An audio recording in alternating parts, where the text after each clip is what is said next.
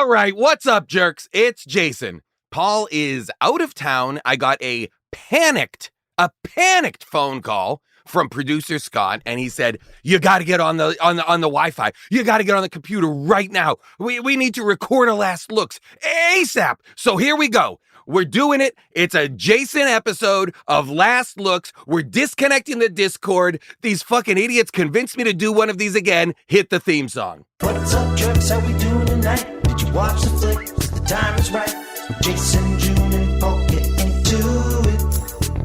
Are you team sanity?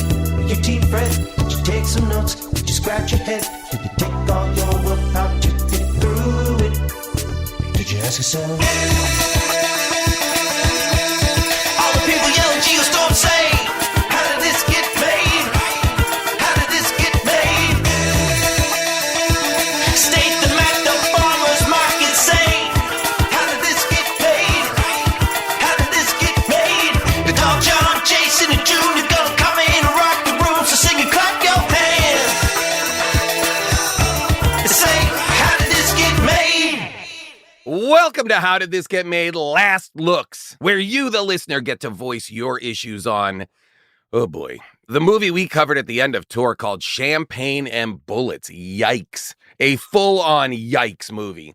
A movie that Discord user, again, we're disconnecting the Discord, Dove, D-O-V, thinks should have had the tagline, and then this is all in quotes and italics, which leads me to believe that these are Dove's words. "Here's a quarter. Buy yourself a writer, director, actor, singer, producer," unquote. That's Dove's tagline for this movie. We do taglines now. You guys write taglines for the movies now. That's part of what we do. Thank you, Dove, for the movie tagline. And huge shout out to Casey Alexander for that opening theme song, which was a banger. You know what? Every once in a while, I get to come on here and do one of these, and I'm never not blown away by people's musical abilities, and that they put those abilities in the service of this absolutely absurd podcast. Remember, if you have a movie tagline that you want to submit to us, you can do it on our Discord. That's how they do it? I feel like there's got to be a better way to do it. Don't we have a landline they can leave a message on? Okay, you can go to our Discord at, hold on now, I'm having to lean forward to look at the type, at discord.gg/HDTGM. So it's discord.gilmoregirls/howdidthisgetmade. And if you have a Last Looks episode theme song, just like Casey Alexander did just moments ago, go to hdtgm.com and click Submit a Song button at the end of the homepage, or not the end of the homepage. There is no end of the homepage, is there? Just keeps scrolling is my guess. But there is a Submit a Song button on the homepage.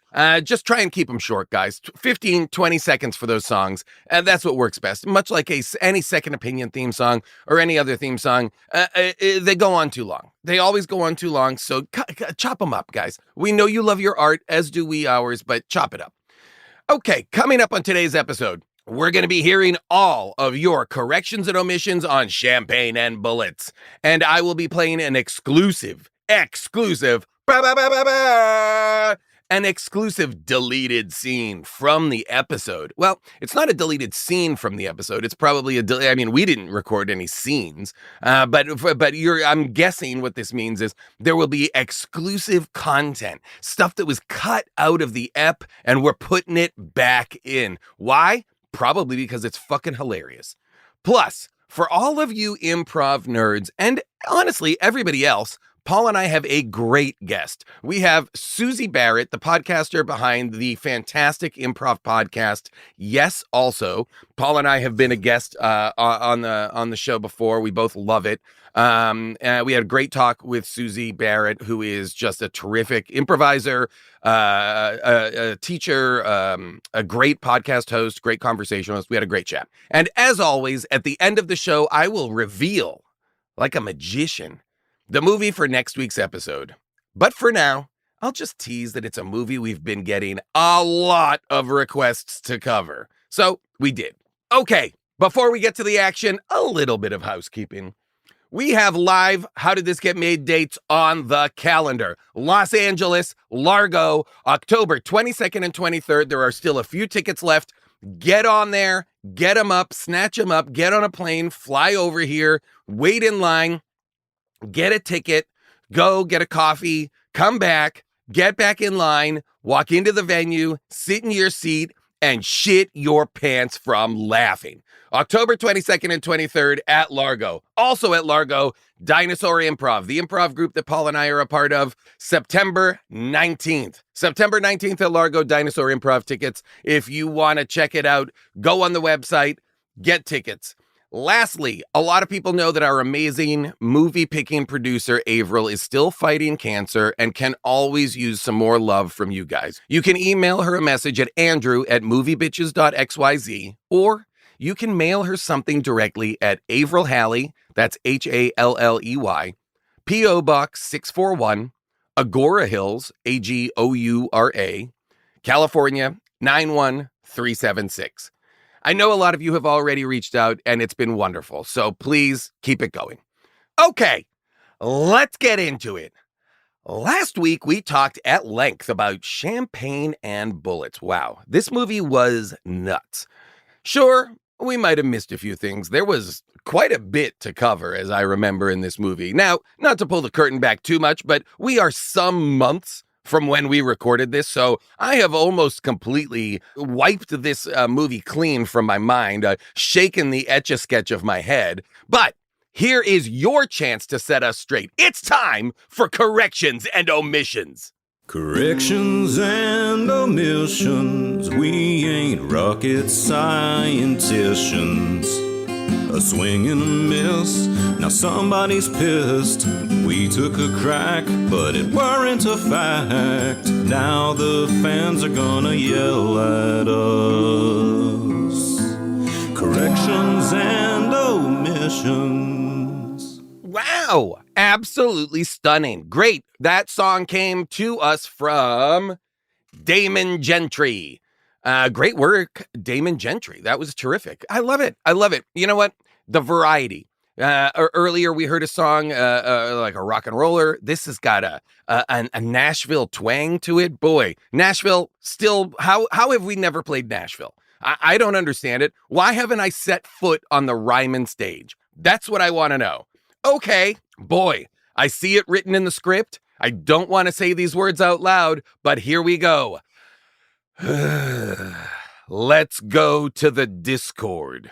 Joe Tangelo writes, the best scene that wasn't mentioned was when they leave Cindy's parents' house. Rick is driving that Geo Tracker looking car and has a lot of trouble getting it into first gear before finally peeling out. I love how all the clumsy driving was left in.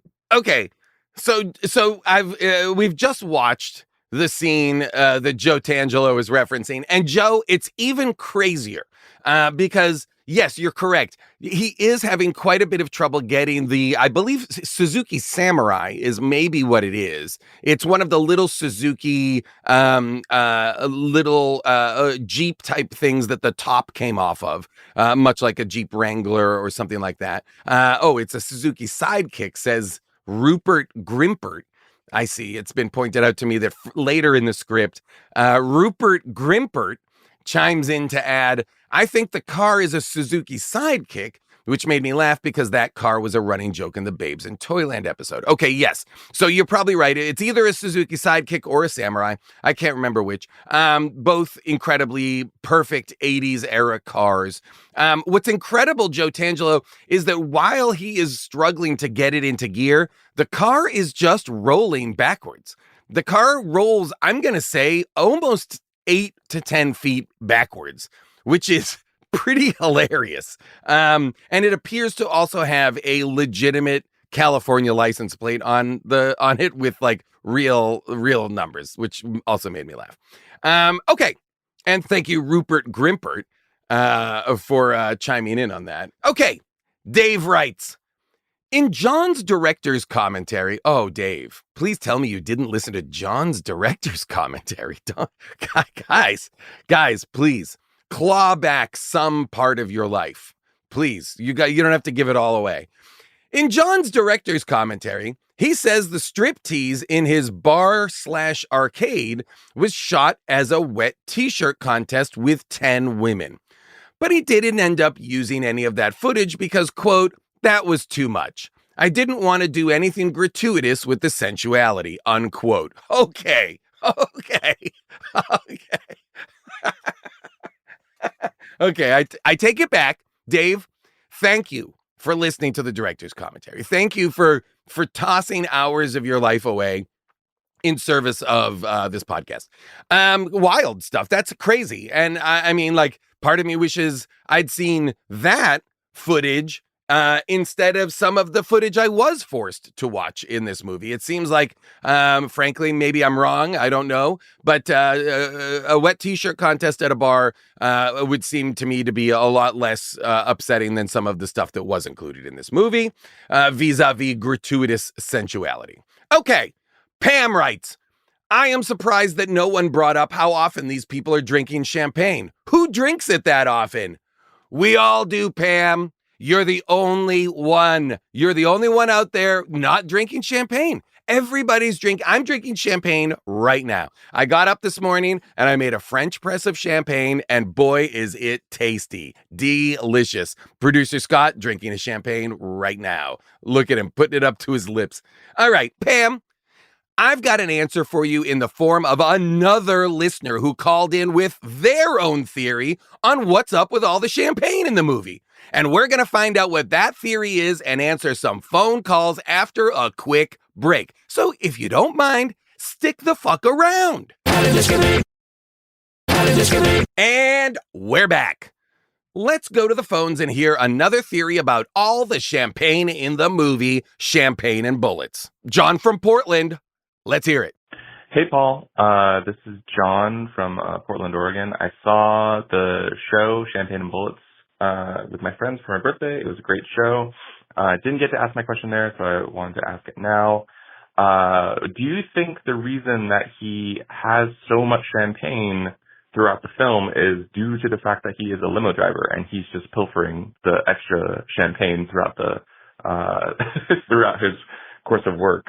And is that how he's able to keep all those his friends of his drinking champagne throughout it?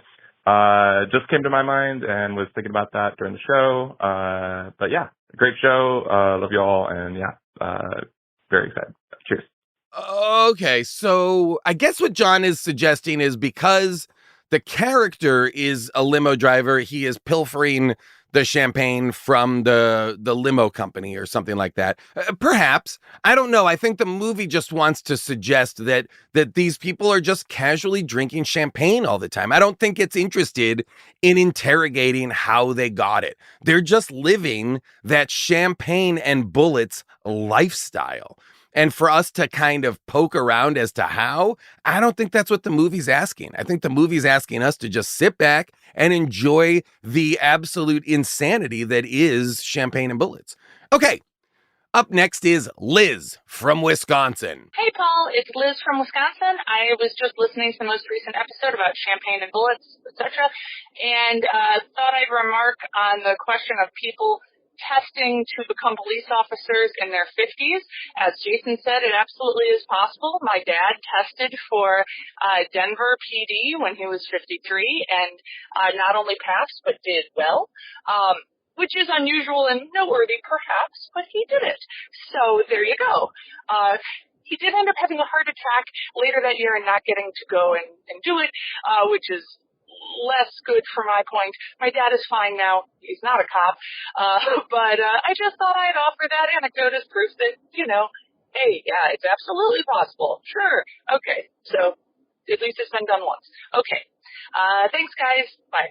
Wow. What a roller coaster from Liz from Wisconsin. I mean, I loved hearing about your dad, not only taking the police test, but acing it, but thriving inside of the test, but devastated to hear that he had a heart attack at 53 or 54, so young, that kept him out of the job.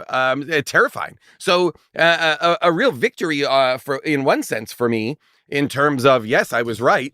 Someone my age could take and pass the police exam. But then also, Liz from Wisconsin, you have now infected me with the idea that I am maybe but a very short period of time away from a heart attack, as I am somehow your dad's age, which is also upsetting to me. Or maybe I was your dad's age at that time, which makes more sense. But now I'm knocking on wood here because now I've made myself nervous. But great call from Liz from Wisconsin. Thank you for sharing that. Next up, Brad from Nashville. Hey, Paul. You all talked a little bit about the music, but I don't think you really discussed the fact that John DeHart is the one singing the songs that back his own love scenes. And he is a terrible singer. He is entirely off-key. And it is very obviously his voice that comes in as he is in the bathtub with the playmate. And it really brought up like Job Bluth vibes from when Job had a mixtape of his own singing to play during love sessions. Anyway, I just wanted to touch on the absolute arrogance of John DeHart in singing the backing for his own lovemaking. Thanks. Bye. Well, you know what, Brad from Nashville, it's not Paul, it's Jason. Everybody has addressed their thing to Paul, and it's been me the whole time. You didn't know, I can understand that. But first and foremost, to everybody who I've answered, how dare you? How dare you not respect me as the host of this episode, even though you couldn't have known?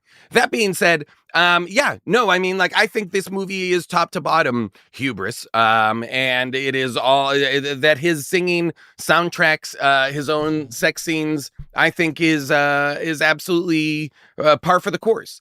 I remember, I think Nick Cannon once said on the Howard Stern show that Mariah Carey also liked to listen to her own music during their lovemaking sessions.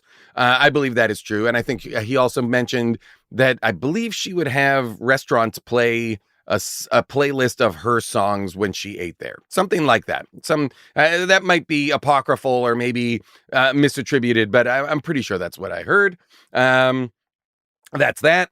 And we have one last call, and it is from Scott from Massachusetts. Oh, Massachusetts. It doesn't say where in Massachusetts. So this Scott's either fucking cool as hell or an absolute piece of shit. So this better be good, Scott. Let's see what you got. Hey, Paul. Scott from Massachusetts calling. One thing about the joke sequence from Champagne and Bullets.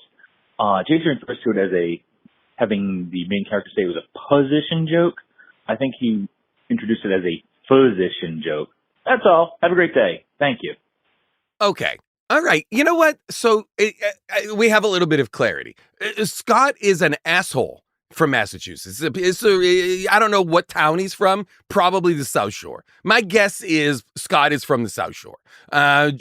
Scott, producer Scott, why don't you stop drinking champagne and why don't you play the clip that this fucking asshole's talking about? Do you have any new jokes for me? You know I always got a new joke for you, Ben. So I got a position joke for you. This very attractive young lady goes to the doctor for a checkup. The doctor says, hey, you got to disrobe. She says, I'm very shy. Can we turn the lights off?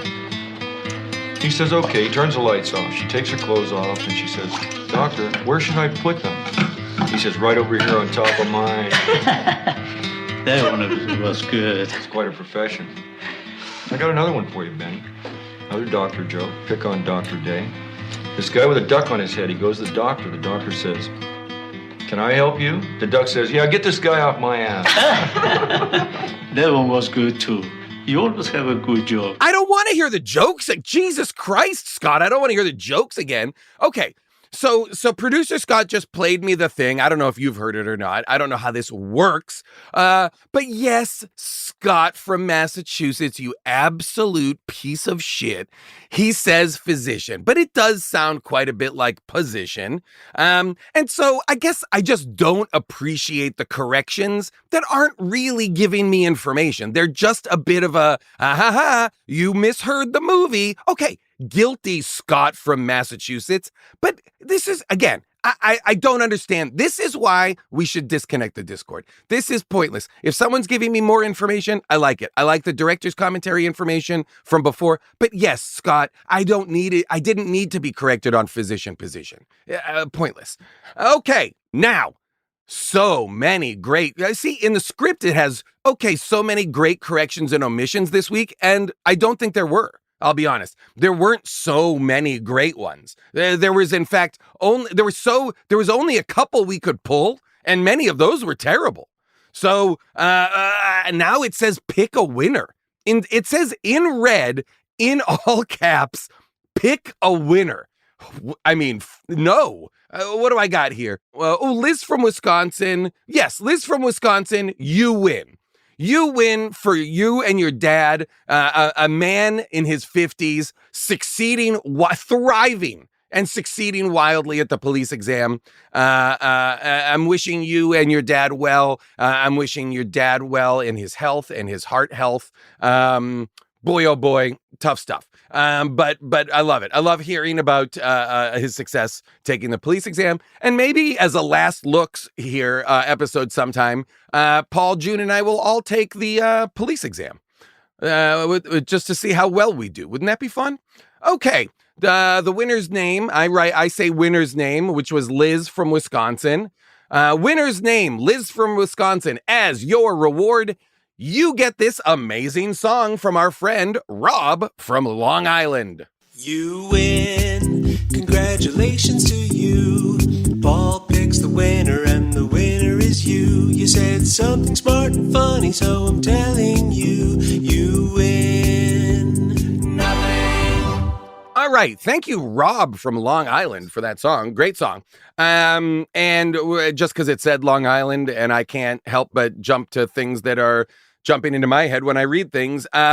If you're not listening to the Gino Lombardo, John Gabris, Gino Lombardo podcast that is on CBB World, you got to listen. You got to check it out. It's 2 seasons of absolute batshit Long Island insanity.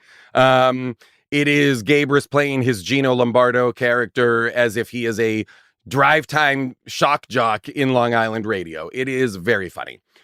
So remember, if you want to chime in with your own thoughts about the latest episode, hit up our Discord, or don't. Just leave us a voicemail instead by calling 619-PAUL-ASK. PAULASK. Boy, I love the analog nature of leave a voicemail. Leave a voicemail. Why not? It was great. It's great to hear the texture of everybody's voices and accents. I love the voicemails. Okay, coming up after one last break, Paul and I are going to have a great chat with Susie Barrett about her fantastic podcast, Yes Also, and I'm going to reveal next week's new movie. But first, as promised earlier, take a little listen to this bonus deleted scene from our Champagne and Bullets live show that hints at why we selected this week's matinee episode. Take a listen. I love it. All right, what are your names? Wow. Oh, Steve. Shira. How would you guys think about remaking this as the origin story for Nundercover, where Huck is her handler? Wow. All right, this is a callback. Could this be the prequel to Nundercover? No, where Huck is her handler? Absolutely not. He's a lunatic. I don't want Huck anywhere near my movie. How dare you? All right, welcome back. By now, I'm sure you've noticed that every Tuesday, we re-release classic How Did This Get Made episodes back into the feed. This week's matinee covered the 1991 Bruce Willis classic Hudson Hawk, which, not to brag, I saw in theaters. Now, that was the episode you will remember where we came up with the whole idea for Nundercover. And would you like to know what has happened in the intervening period of time? Nothing.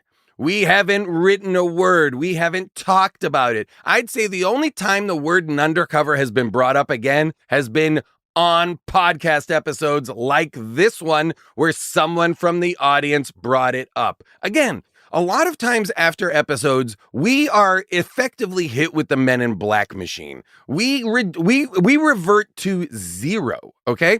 I always feel bad. There's lovely fans always come up and ask such wonderful, specific questions based on their profound fandom of the show. And I always feel so terrible saying, I do not remember that episode. That episode that meant so much to you, that line, that joke, that thing. I've forgotten it somehow. But yet I remember so many of those moments from Doughboys episodes. I'm the one saying to Doughboys, hey, remember when this happened? And they are like, we don't. So I get it. We're all fans. So for next week's matinee, we will be revisiting an oldie, episode 25. Holy shit. That is an oldie. Episode 25. That's got to be, what is that, 2011? Wow. Okay, episode 25, which is, I just got confirmation, 2011. Where we cover Halle Berry's Catwoman. Boy, what an absolute banger of a movie.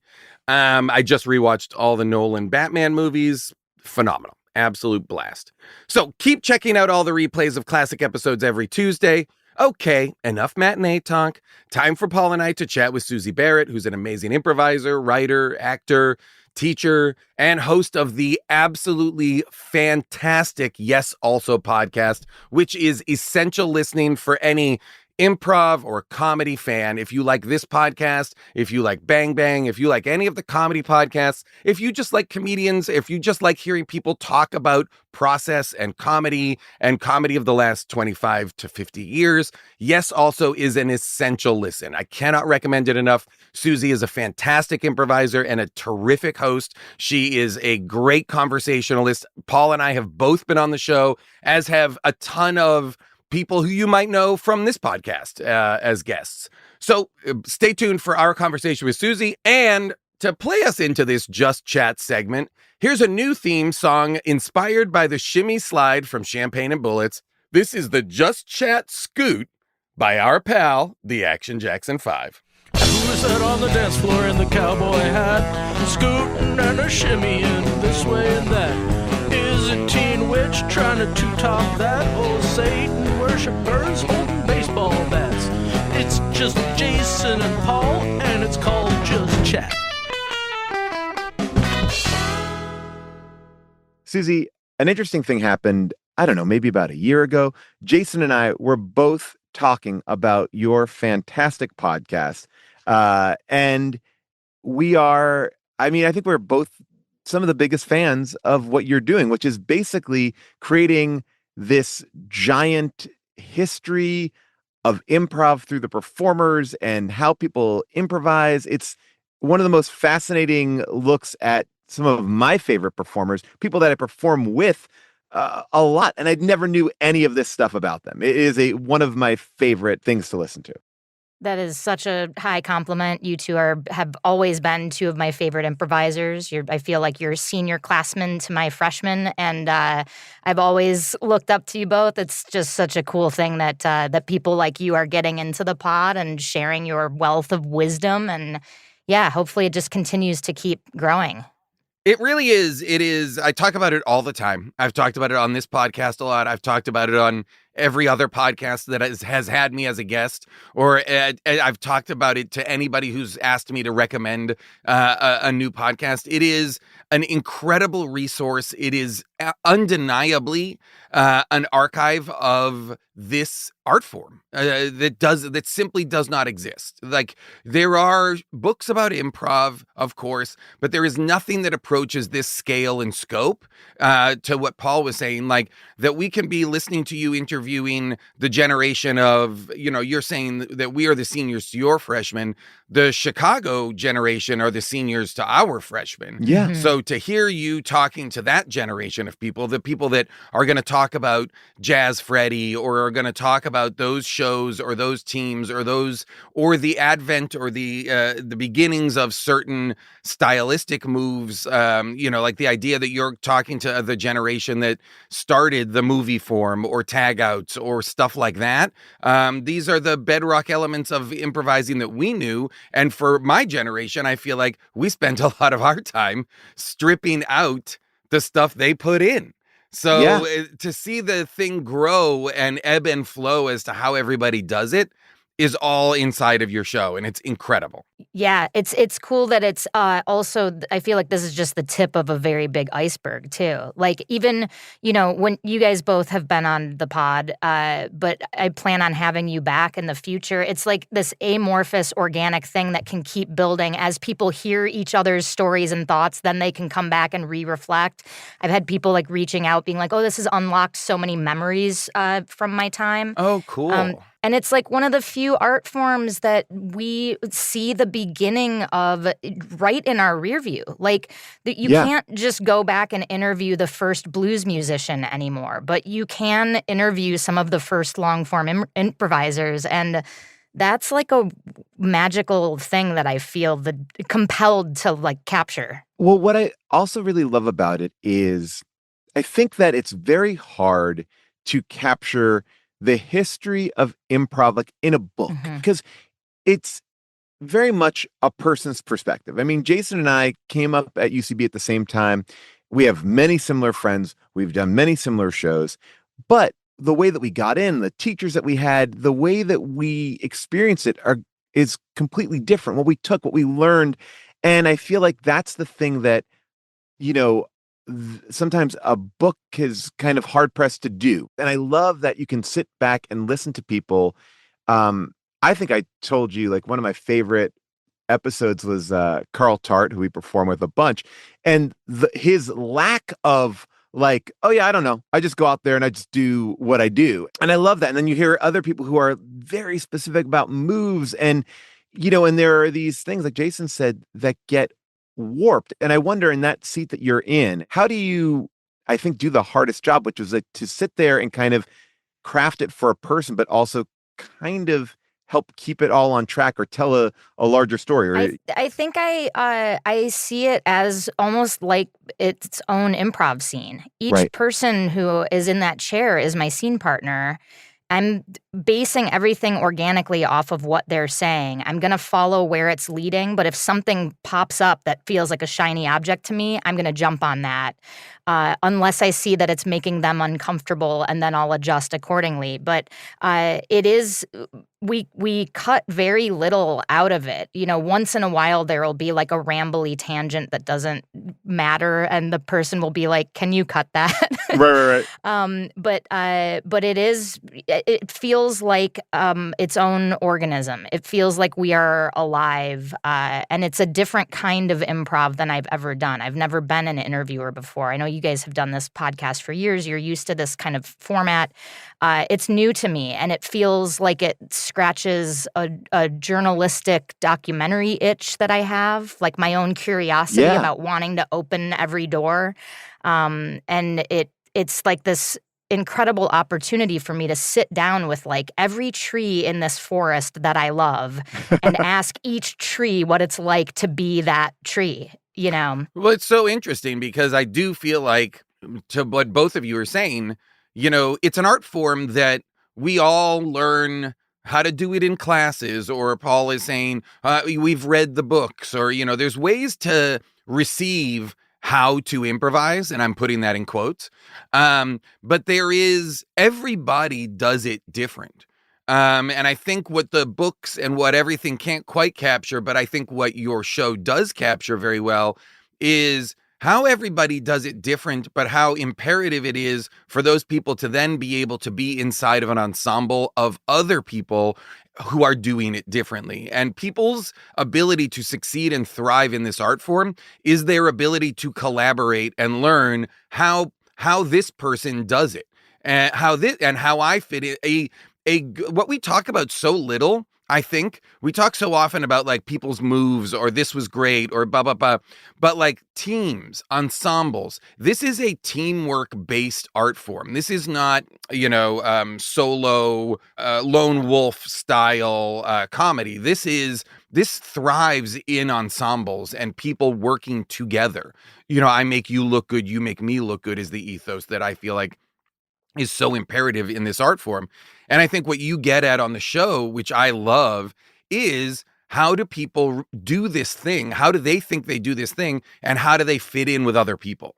That and the stuff I care about in the show the most is when you're talking about process. How do you think about this? How do you do it? That was the thing that was kind of eye-opening to me, was really trying to think about it, right? Like even when I think when I came on too, I was like, I wanted to talk about some things that I feel like also get labeled the wrong way, right? Because I think a lot of people have like, it's certain like words may be like, oh, I don't like that word, but I do, but people are still using that basis. And that's the other thing too, to kind of pick out. It's like, oh, we actually are working on the same thing. We're just calling it different. We're looking at it differently, but are you talking about things like using terms like the game of the scene? Where people have categorized that or assumed that means one style of play when really it's also the quote unquote IO style. It's just you're calling it different things. Or? Yeah, like, and I think that's and I think you've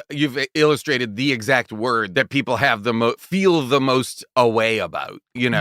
Like I feel like to some people when you talk about the game of the scene, they act as though that is like an indictment of a style of play. That I also don't agree with. Like I think that it's just a term, but I understand like generationally the younger generation I think grew up in a prison of the game. And I think it depends on who your teachers have been. I've heard from people like certain teachers have a style of teaching game that is very binary. Like that's the correct answer and that's not. You got it, you missed it. Which to me is a miss. And it's unfortunate because it turns a lot of people sour on something that really boils down to just what is the most fun thing to you about this scene and what do you want to keep playing for you and your partner and the audience. What's the fun you want to follow? But yeah, for people to feel shut down or like it's so heady that it's this suddenly left brain pursuit where they have to get the answer right, to me is a miss. Well, this idea that like it's out there and you just need to excavate. Every scene has a game. You just need to dig around in the right place and you'll uncover it like it's a video game or something. And the reality is the answer is that it's a pattern that you play between you and your scene partner. The game is just something between you and your scene partner. It's right there. It's not a third thing out in the world that we need to like root around and find as if it's treasure, Right. I also think it's like any class, whether it's a writing class, an acting class, like there are professors that can take the fun. There's a joy, right, in what we do, and I feel like you can watch people get burnt out because it does feel like this elusive thing, but it's not mathematics. And it's like you watch acting. Like I think I listened to this director talk privately, so I will not say who it was, but it was a big director talk about how he has to do a bunch of takes to get actors out of their acting style, right? Like, because it's sort of like you've made all these choices and you're not making any of these choices as you are acting. You are going off of the notes and the things and your idea. And it's like, how do you break the actor down? I think you can go back to like somebody like Kubrick did this a lot too, which is like, and not that, and look, Kubrick destroyed people. And, so I mean, but it's like himself. that idea. Yeah. And himself. And I think that's the tricky thing. It's like, how do you walk that line where you get people to feel free enough to take a chance without feeling like I'm making a mistake? And some people are good at teaching. And that's the other thing too. You teach, you have that ability, I think, to also hear from people who have been taught. And I think a lot of teachers actually don't do that. Yeah. Well, and there's different angles. It's like a gem with many facets. Like there's different ways into it. And the UCB approach of game and premise is kind of one angle, but it leads to the same center of the gem, which is just, activated listening and energized playfulness. And I think it's interesting. We do what we do in pursuit of making comedy. There is improv that doesn't do that, but we all do that. We want to do funny scenes ultimately, or make funny shows. And I've noticed in my years of teaching, there is such a thing as a good improviser who is not a funny person. I've seen it. And I've seen them do funny scenes that they, so I think there's like different methods that feel more like water to certain fish and certain methods that feel like air to the birds. A person who isn't a funny person might not succeed in the kind of premise method because they're not good at finding funny from the outside in and then initiating from that place. But they can do a great improv scene and be very successful in a funny way. That's just not the same inroad. And that's something I like about this podcast too, is I'm like, diving deeper into groundlings training and early IO. And like you said, people who were like the very first ones to try a tag or do a sweep edit. And it's like, to dissect the history of how people figured out what made something funnier or more successful or more fun to play is a wild privilege to have. I mean, I think that like just in our generational lifetime, so this 25 years, I feel like when we started, Paul and I both started at UCB in New York. So never, Paul, right? You never went to Chicago even for like classes or something. No. Read it.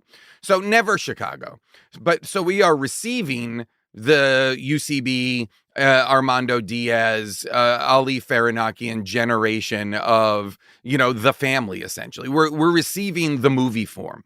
That the family's, signature style was the movie form that they had created. And they'd created this form that had like in that way that sometimes improv does, the elements of the movie form had fully invaded everything else. So like filmic description pervaded all of ASCAT, and then as we started to learn, all of our heralds had filmic kind of language. This kind of we see this person is this. We see that we take you to that blah blah blah. When Adam McKay did that the first time at an ASCAT, it blew my mind because it was like, whoa, wait, what is happening? Yeah. So they would edit like let's say they lead a tag and they're bringing you to the doctor's office and they say like we take you to a doctor's office and we see that the doctor is immaculately dressed and has a Rolex on. Wow. Yeah. Not all the time, not every edit, not every time, but all of those tools that the family had built up with Dell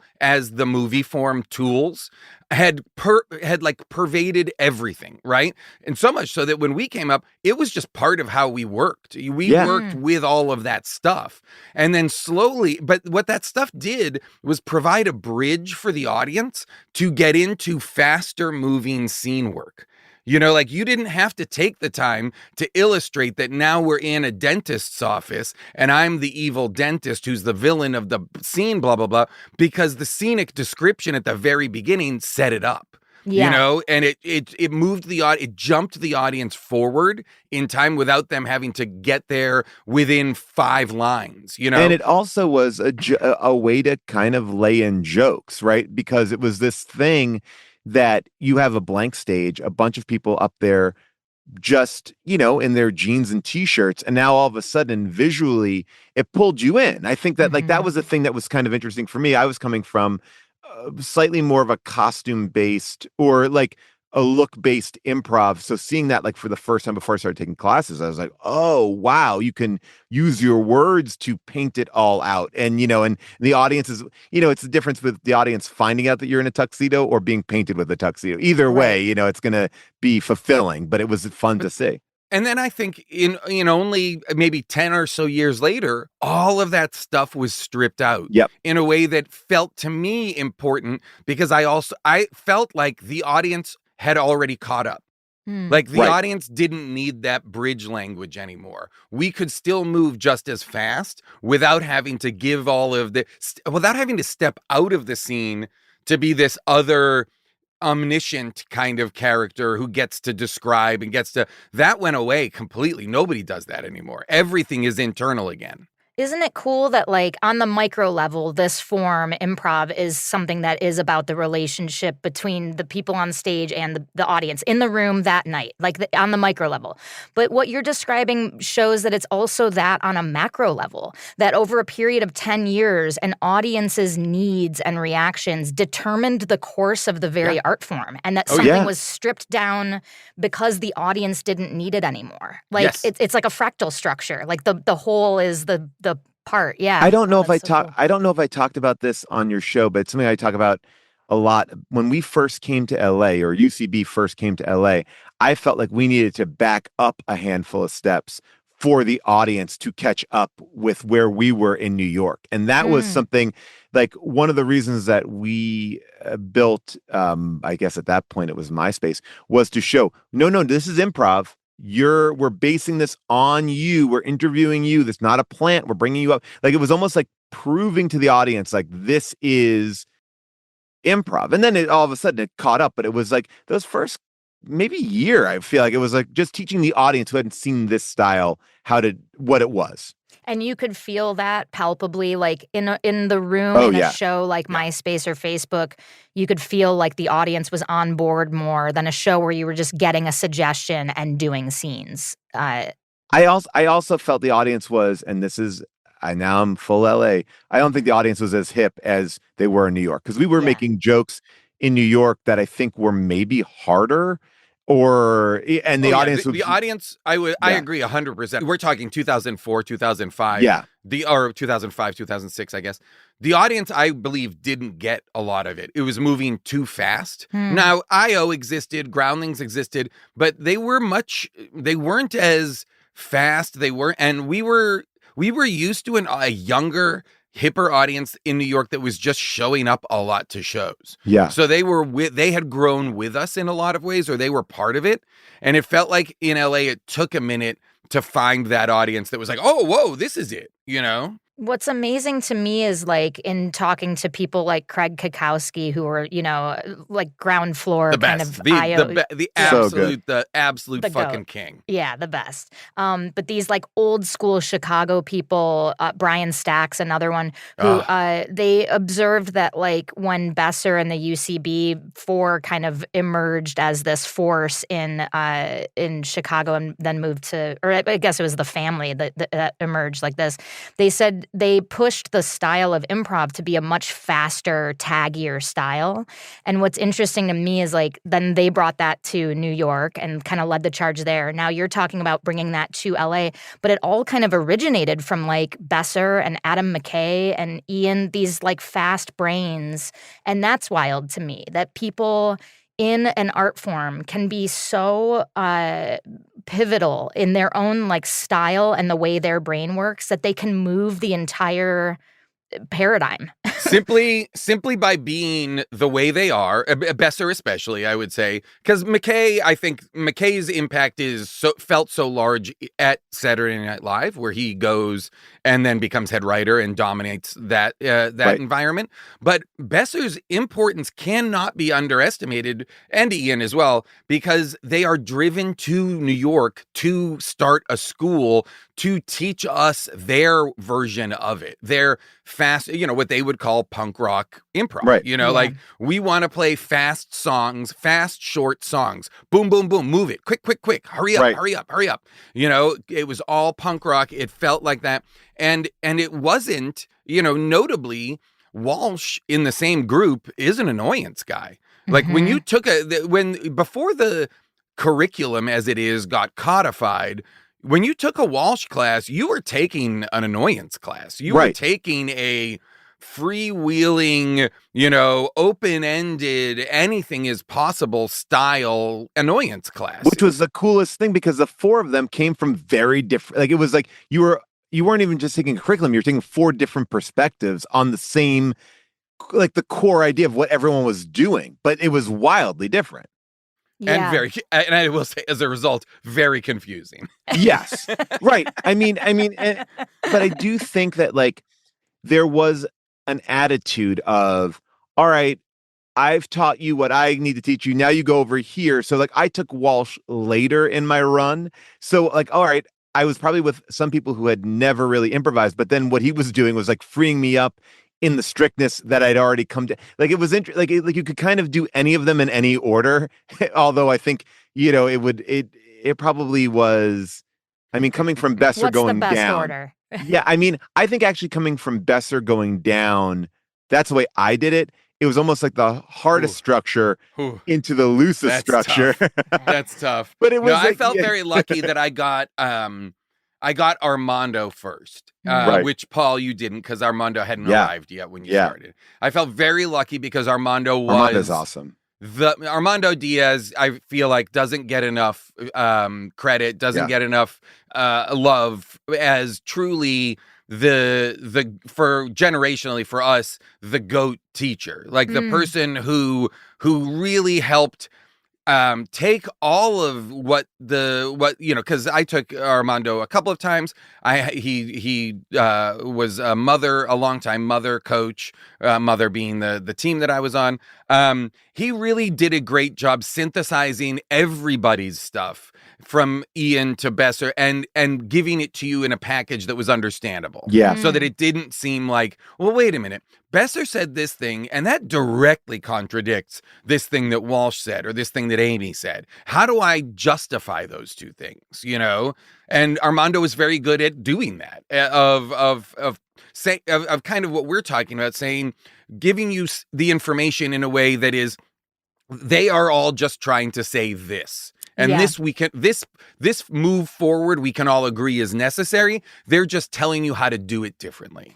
Yeah, which to me is the difference between a great teacher and a great improviser. It's like a great teacher is basically a translator. They're like taking the the wealth of information and then making it kind of palatable, understandable, Armando was also one of those people who came in knowing a lot of different forms and wanting to, like, he taught us the Herald in the Dark, which was one of the coolest things.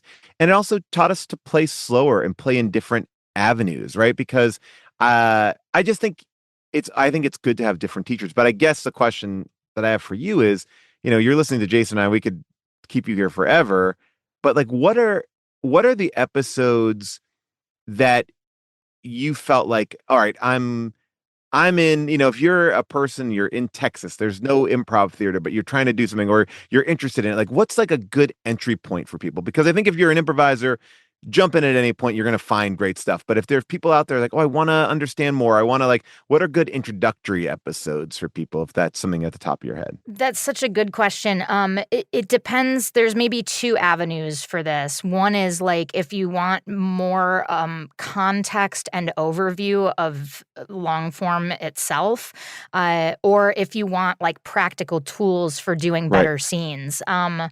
In the first lane are like Craig Kukowski, Brian Stack, both of you guys. Kukowski and Stack are good for the Chicago context. You guys are good for the New York context. Julie Brister's another New York early adopter. It's a great one. Will Hines also. Incredible. Also yeah. I'll throw in Gethard in that New York contingent as well. 100%. But in the lane of practical improv advice, I think Mike McClendon's episode is great with a lot of like really actionable, simple tools and methods. Teo Yang had some fun hot takes on heralds and openings that I really liked. Man, I'm forgetting so many people. But this is a great way to start. And and I also it's good for our audience as well, because our audience are not necessarily improv diehards. So it's good to be able to give people different ways in.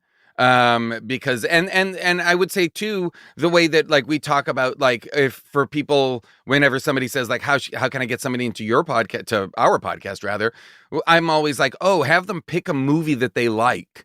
You Right. know, or so, and that's the same for your podcast. Look on the list of people that are there and pick out the people that you like or recognize. And for listeners of this podcast, it could be Paul and myself, but it could also be, like I said, Gethard or Paul F. Tompkins, or Yes. there's a lot of people in your list that are going to be recognizable to folks. And then once you're in, then just start, because one of the things that I love about the podcast, even though couldn't be more inside improv, is you're interviewing generationally younger people that I just do not know. Right. And to hear that generation talk, boy, is that exciting. And that'll be relatable to a lot of your listeners. Like I try to get all the dropout kids on. Yeah. Jacob Oh, yeah. Wysocki is another Great banger episode. of an episode. Yeah.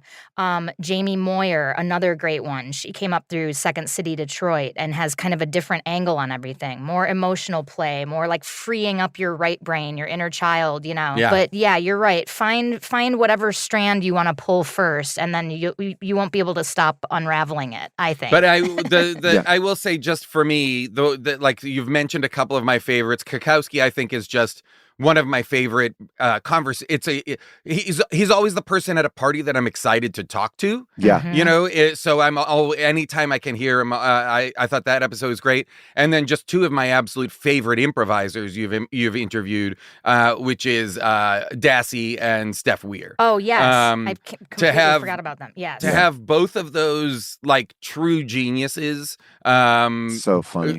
you know, who oftentimes they're a married couple, so they work together on every level. I thought both of those episodes were invaluable. And the other part of this that I think is kind of amazing is right now we are living in a time, no matter where you live, no matter what your access is, for a couple of bucks, you can watch some of these people, Jason and myself included, improvising on stage in New York, in Los Angeles. And that's something that I really think is awesome, right? I don't know how much I love videotaping improv, but I also I love the idea that you mean live streams? Live You mean streams. live Yes, streams. yes. Okay, Sorry, okay, yeah, I sorry, get sorry. it. I'm sorry. Yep. Yeah. That to me is something that I think is really cool. Like, you know, whereas we heard a lot of stories, we never get to see any of these people, and you could watch people do fine shows, like, you know what I'm saying? Then that's good to watch a fine show. Like, it could be like, maybe it's a great show, but it's also like sometimes it's like, oh, you get to see the whole thing. It's not mythologized as much, which I think is a good thing sometimes too, to see the balance of it. And that's one of the goals of our podcast, too, is to not only be this repository of improv history, but also basically very, very, very dirt cheap masterclasses. Right. And, you know, Susan Messing was in town a few months ago, and I took her masterclass, and it was basically all the same content as her part 2 of our Yes Also episode. So I was like, man, for $8 a month, people, it's like a cup of coffee, and they're getting 6 extra episodes a month. That it's just, when I was coming up, the only option was to spend hundreds of dollars on an 8-week class. And now it's like you can spend a little bit of money and get all of this knowledge and all these like exercises and listen to people. And do I love scenes, the part of, it's what you're talking about right there. I love how did you come up? It's great. It's great to hear how people found improv, who their teachers were, etc. Great, fine. What I digest with such glee is process, how do you? Because, you know, as much as if I talk to Stack or something like that, I'm happy to hear tales of the old days. I want to hear about Jazz Freddy, blah, blah, blah. But I really want to hear, how do you do this? What are you, you know, like, that to me is what your podcast is giving, especially in that second half. And I would come back to the podcast and just do 3 hours of process questions from the audience. You know what I mean? Like, that's the stuff that we can all mythologize and romanticize nostalgically for, like, I was there when, you know, this happened and that happened. I was in the room when blah, blah, blah. Who cares?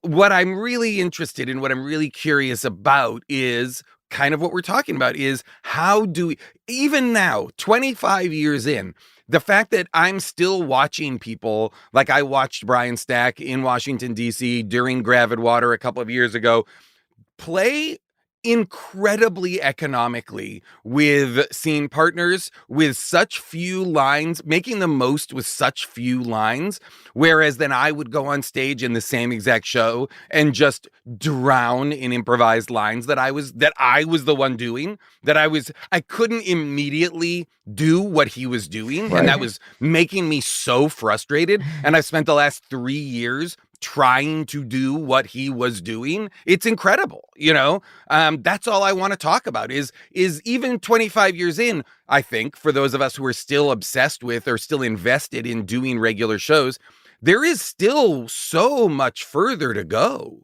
Well, you know? I mean, that's the thing that you brought to me, which is like thinking about it in a way, looking at it differently, like it's even setting little goals for myself for fun. Like I love performing, and I love doing this, but like I think about it in a way that I haven't thought about it in a long time because it is like analyzing the moves and trying to work against certain instincts. And I love that ability, especially as we get into it.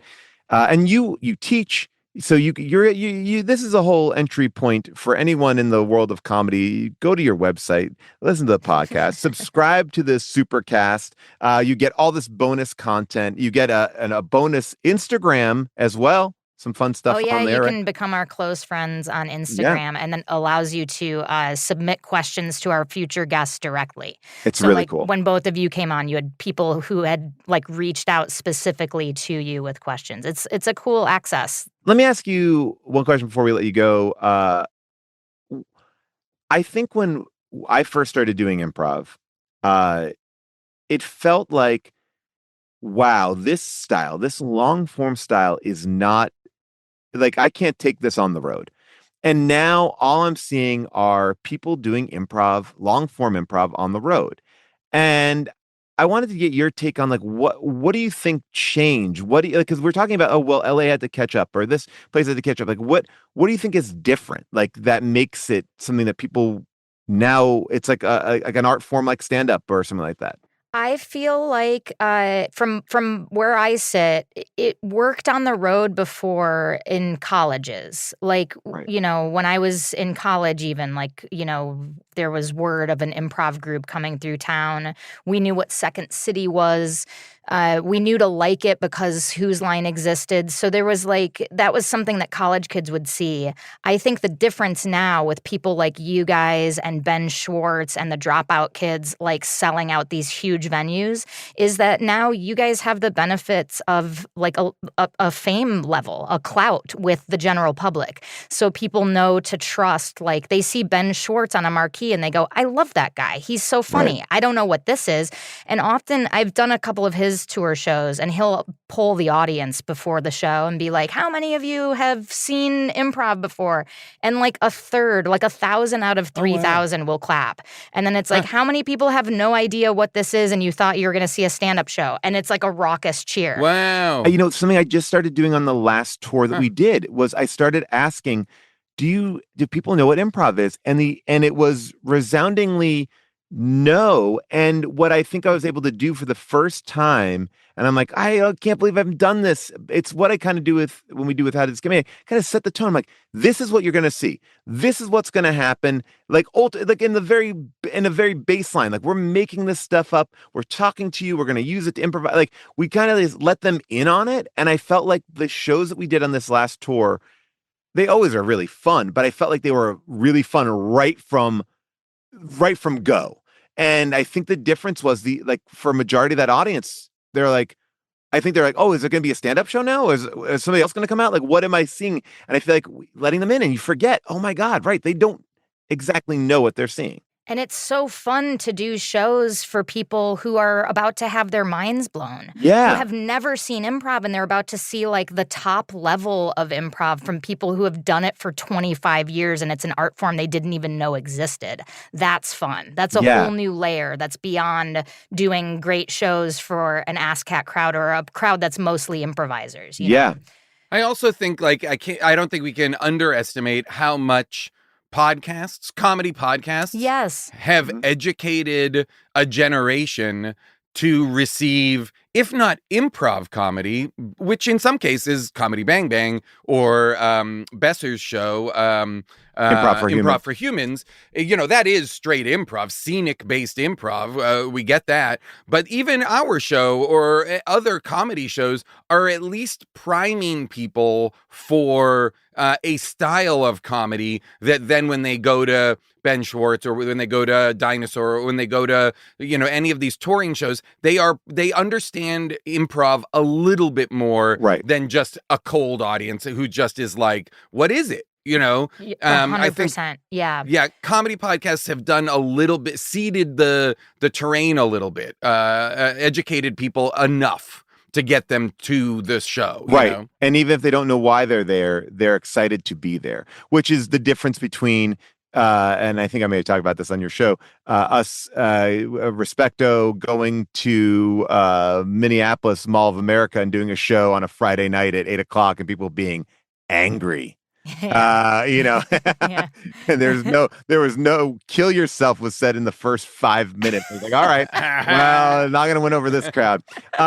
Susie, this has been awesome. Like we said, we love your show. It's the best. If you're in LA, look up Susie because if you're interested in any of this stuff, she's teaching, she's out there, she's doing it all. Come find me. Yeah, thanks so much for having me on. And hope to have you guys back on the show. This was awesome. I want to have you guys back on, also together. Oh my gosh. Do more of this. It's great. So fun. For everybody listening on our side, go seek this podcast out. It will be incredibly informative and also very funny.